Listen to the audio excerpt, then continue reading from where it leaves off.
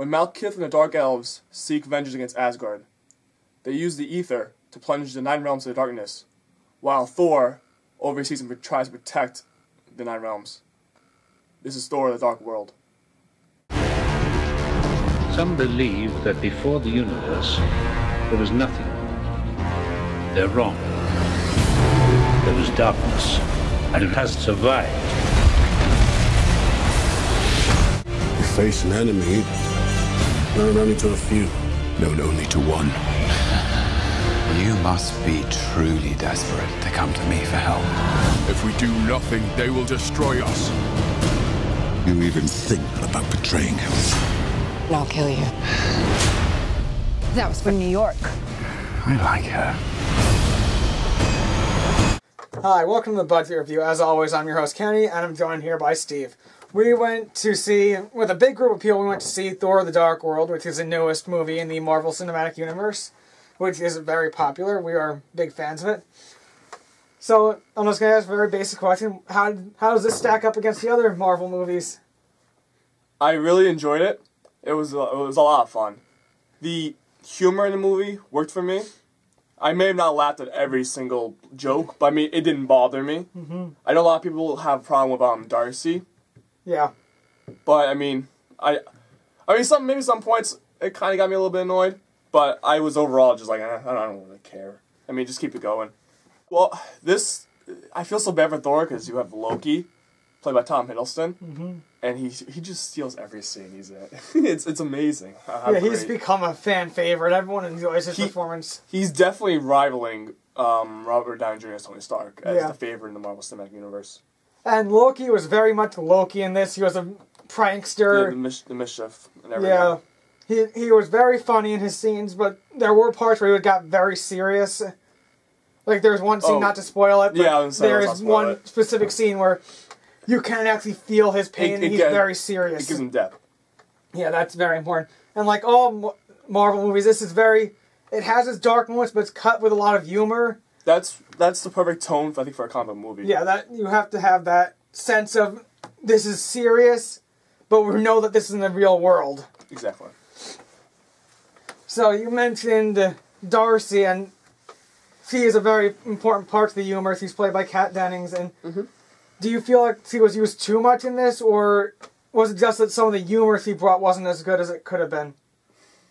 I think it was the second part where the humor wasn't as good as it should have been. I mean, her screen time wasn't that much, and because they were on Earth a lot, which I thought was a big plus. Yeah. Even though in Thor, the first one, 2011, I did not have a problem at all with it being mostly on Earth. A lot of people did. I didn't, because I think it was better for the story to relate to Thor, because he didn't have his powers. Yeah. So I thought that suited him well. But this, we got past the origin. Let's move on. Let's get the action. I just don't like how Darcy, every time she spoke, was more of like a joke. Yeah, I don't know. I just think they shouldn't have done that. Yeah, that one of the things people complain about was that they think that he was in it too much, but I don't think it was that he was in it too much. It's that every time he spoke, it was a joke. It wasn't. If he had more depth and if he was more, you could actually understand where he's from and everything, then it would be better. And like you were saying from the first one, now with the origin, you have to make Thor is a god, so you have to make him more relatable to a person. And this, they kind of brought out the god side of him, and that's a very important part. We got into a lot more of the mythology of the Thor universe, and you explore more of the Nine Realms. Yes, you got to see a little more of that. You got to see more of Thor's horde of friends, which is very good. And we also got to see a little bit more about Odin, and we got to see that he has a little bit of a dark side too. So how do you feel about Anthony Hopkins' performance? He's a prick. He's horrible. But like, one of my friends said to next to me, and he said, "Oh, like Odin's an ass." And I was like, "Well, then again, he's a king. You kind of have to have a certain edge to you. You can't always be like nice and friendly. You have to make those certain decisions that are gonna hurt others. It's just it's part of the job." So I understand what he's doing. Yeah, some people didn't like that he became such a jerk, but in a way, it was important for the characters, important for the other characters, it was important for the universe itself that he was a strong leader and that you understood that he's not a bad guy, he's just tough, and he has to be tough. And in that sense, Loki is actually right that Thor doesn't have that edge to him and that would make Loki a better king in a sense. Yeah. And we also got to see a new villain, Malekith, played by Christopher Eccleston. How do you feel about Malekith? Okay. This is the one problem, if I had to pick a con of the movie, is that they did make him a little bit one-dimensional. I mean, you understand what he was trying to do, but you didn't, well, yeah, you understand his plan, but you didn't understand the motivation behind it. But like I told him afterwards, because I don't think Kenny knew, Alan Taylor said that he has like at least 12, 15 minutes on the deleted scenes that explains more of his backstory and more of his motivation and makes him a little more sympathetic. So, and I heard that Marvel kind of cut that out, or maybe they worked together to cut it out. I don't know if it was just all Marvel. Because they felt they didn't want to have him and Loki to be both sympathetic, because you can't have two sympathetic villains. And to be honest, who's going to win between them two? So, a lot of people are asking for the director's cut to see, and I'll be happy with that. They had a Blu-ray of that, because then maybe this ring would improve if I see more of his sympathy. Yeah. But he was menacing. I did enjoy him. He did actually pose a threat to everyone. You can understand he is strong. He has leadership skills, so he has an army. And he just posed an immediate threat to people around him. And I mean, the makeup and everything looked great. I loved the way the Dark Elves looked. They were creepy. They were really creepy. I was actually surprised at how they portrayed them, because normally you just have an elf-looking thing with dark skin. They were wearing these creepy masks. Yeah, they looked like they were like the killers, or no, not the strangers. The killers from the strangers. Oh, but Curse, he was a badass. He was. He might be the from all the Marvel Cinematic Universe, he might be the most powerful character. I would say maybe against the Hulk, but like Thor and Hulk kind of went a little. No, definitely even. Well, Thor was actually invented as a way to kill the Hulk. Yeah. In the realm of Marvel, they created Thor because they needed something that could defeat Hulk. But Curse was just. Ooh. Curse was another good part about the villain in this, was that he posed a very significant threat to everyone. There wasn't a simple way to just beat him. And the way, I don't want to spoil it, but the way they beat him was very clever and very important for this story.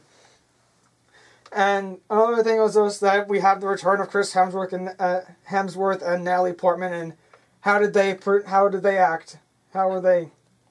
Well, Chris Hemsworth further cements his legacy as Thor. he owns his role. I mean, can you have someone better than him if you ever got rebooted down the line, or just got to change actors? I mean, probably am, but I don't know if it's gonna be as good. I have a problem with Natalie Portman at all, because I think she was a big important to the, very important to the plot. Mm-hmm. She's pretty much what drove it. I mean, the chemistry, I guess, was good. I never had a problem with it. Well, another important thing is just how was the direction of this? People seem to be pointing to the direction as one of the problems from what I've seen. How did you feel about it? I have a problem with that at all. Alan Taylor, I thought, was perfect for the job, especially because he's in Game of Thrones. I never watched Game of Thrones. Neither have I. Yeah. I've heard a lot of good things. I heard he's more of the on-set guy. Mm-hmm. Oh, no, not the on-set, more real location, sorry. And you could tell that from all the 9 Realms. And I liked how it was a little more darker from the previous Marvel films, but it still had that humor, so it was like, okay, it's not completely dark, so you could really invest and have fun. I thought the writing was good. I mean, the plot was, I guess, simple. It was simple. That's the problem with it, is that because they took the Malekith sympathy away, they kind of made him a little bit shallow. It's like he's just evil because he's evil. Yeah. And, you know, one of the problems people said was that they just didn't seem to have, like, a personal stamp on it. Like, this is what makes this an Alan Taylor film. It seemed like they were just masked a bunch of things together. Did you see any of that, or did you just not? I don't know, because I don't know, because I don't watch much. Like I said, I haven't watched Game of Thrones, so I don't know much of his work to really go on that. Mm-hmm. So I don't think I can answer that. But I heard a lot of people say that's. I don't know. I heard people say that's opposite. Like, you could tell because of the location and how visually beautiful it was shot. It was actually a very beautiful thing. So let's just briefly touch on the set, and then the settings, and then we'll finish up this review. So did you said it before, you liked the sets? Did you have a problem with any of them, or? No, I never brought anything. I really didn't. And I loved how that little reference on Jotunheim from the first Thor with the creature. Mm-hmm. That was very entertaining. Alright, I know I'm gonna get I'm probably gonna get some hate for this, but it did kind of, like, the setting, it kind of reminded me of, like, the Star Wars prequel trilogy, the sets, because it just seemed like it had that visual effect. I said that when they were, there's a certain part where there's, like, lasers, ships shooting at each other. And I was like, is this Star Wars? Like, this is awesome. The sound effects and just the way it looked, it reminded me of starships flying around in the Star Wars universe. It's not, people don't really necessarily like the prequel trilogy, but the setting looked very similar, and it's in a good sense. It was very beautiful, very nice, so let's get your final thoughts and your final rating. If you are a Thor fan or just a Marvel Cinematic Universe fan, I definitely recommend this movie. This, I think, expands the universe. Especially stay for the credits, because that kind of... there's an important scene. It's teasing us. I think we all know what's going to happen. And I'd still go see it.